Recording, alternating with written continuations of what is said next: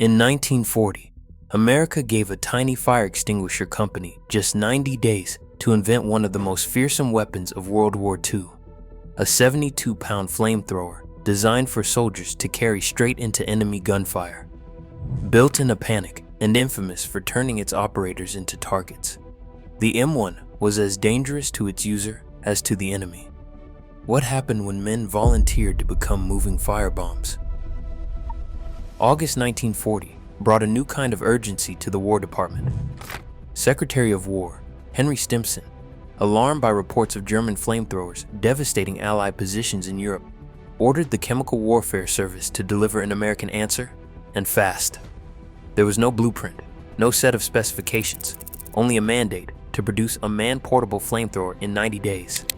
The request landed in a country that had not built a flamethrower since World War I and had destroyed its last examples back in 1922. American industry, already stretched by the demands of rearmament, hesitated. Most firms saw the risks: no clear standards, unfamiliar technology, and a timeline that bordered on impossible.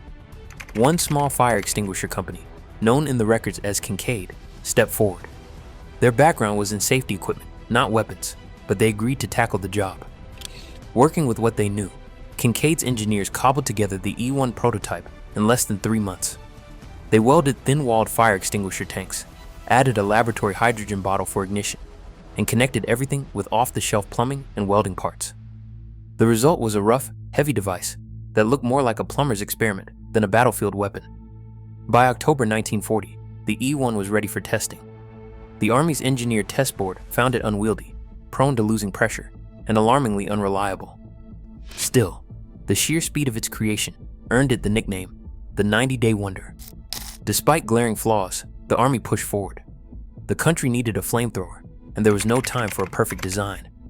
The E1 would be revised into the M1, but the rush to deliver a weapon in record time would haunt every soldier who carried it into battle. Strapping on the M1 flamethrower meant taking on a burden few soldiers envied. The full kit weighed in at 72 pounds, about the same as carrying 10 bowling balls into battle.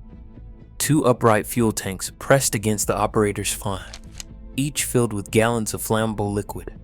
Between them, a smaller cylinder held compressed nitrogen, ready to drive the fuel through a thick hose to the gun in the operator's hands.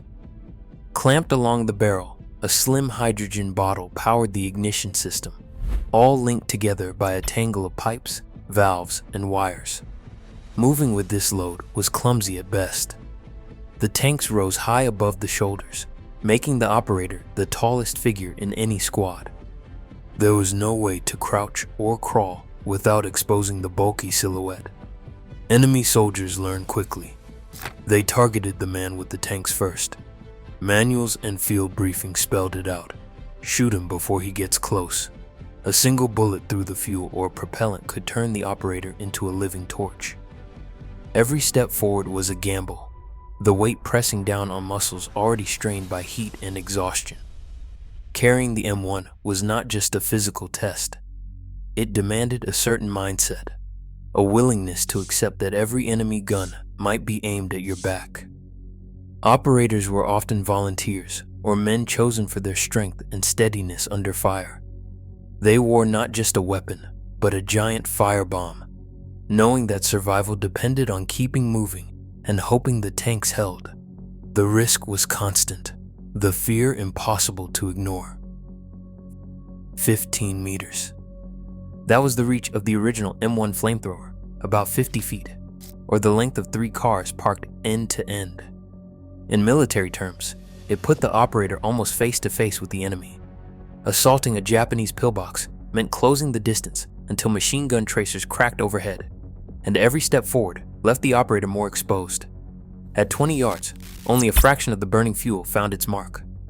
Roughly 1/10 of the stream could make it through a narrow firing slit, the rest splattering harmlessly against concrete or vanishing into the jungle air. Each burst drained the tanks, offering just seconds of fire before the weapon ran dry. There was no hiding behind cover or relying on distance. To be effective, the operator had to stand in the open, squeeze the trigger, and hope the flame reached inside. Riflemen and machine gunners had the luxury of distance. The flamethrower operator had none. Every approach was a gamble with terrible odds, and the enemy knew it. They watched for the tall silhouette, waited for the hiss of fuel, and aimed for the tanks. The closer the operator got, the greater the danger, not just from bullets, but from the knowledge that a single mistake could turn the weapon on its own user. High casualty rates became the norm among these assault teams. The M1's short range and low efficiency demanded a level of resolve and sacrifice that few other weapons required. Chemists working for the Army's Chemical Warfare Service in 1943 found a way to change everything about the flamethrower's battlefield odds. By mixing gasoline with a new thickening agent, they created napalm, a sticky, gel-like fuel that clung to surfaces and burned hotter and longer than anything before. The M1A1 flamethrower was born from this breakthrough. It trimmed the operator's burden from 72 pounds to 65, but the real leap was in range. The old M1 barely reached 15 meters, forcing operators to stand almost face-to-face with enemy gunners. With napalm, the M1A1 could shoot flame jets out to 45 meters, 3 times farther than before. For the first time, a flamethrower operator could stand back nearly 50 yards and still hit a pillbox. The thick, heavy stream did not scatter in the air. It punched through openings, ricocheted around corners, and stuck to wood, concrete, or flesh. Suddenly, more than half the charge could reach inside a bunker, turning a desperate gamble into a fighting chance.